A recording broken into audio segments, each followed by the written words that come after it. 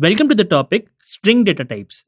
After completing this topic, you will be able to create strings in Python using single, double, and triple quotes, access characters in a Python string, use string operators in Python, format strings, and use string functions to process strings. Check out my new chain. Isn't it cool? This reminds me, it's now time to learn about string data type. Recall that in Python, a string object is one of the sequence data types. It is an immutable sequence of characters. You can easily create a string. Simply enclose the characters within quotes. You may use single quotes, double quotes, or triple quotes to enclose a string. Single and double quotes can be used interchangeably. You can choose between the two depending on whether your string itself has any quotes within it.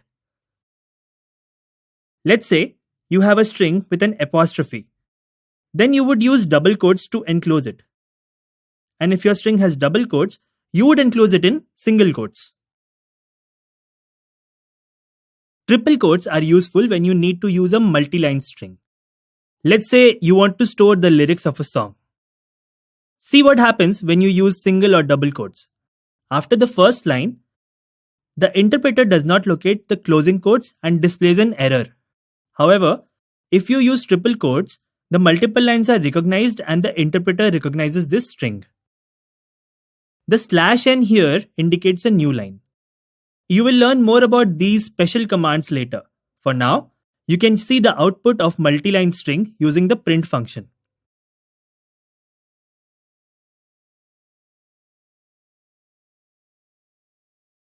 A string is an ordered set of characters. That means each of the characters has an index within the first character having an index of 0.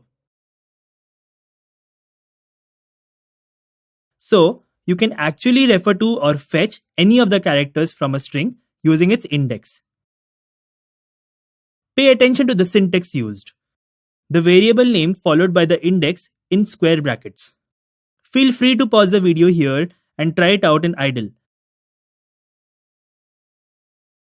By now, you must be comfortable using the Python IDE. Since string is an immutable data object, it is not possible to modify it in place.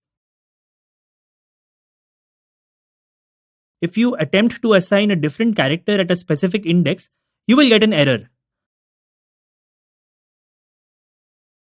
You now learned how to create a string and access characters within it. If you are clear about how to create a string object, you can move to the next section in this topic.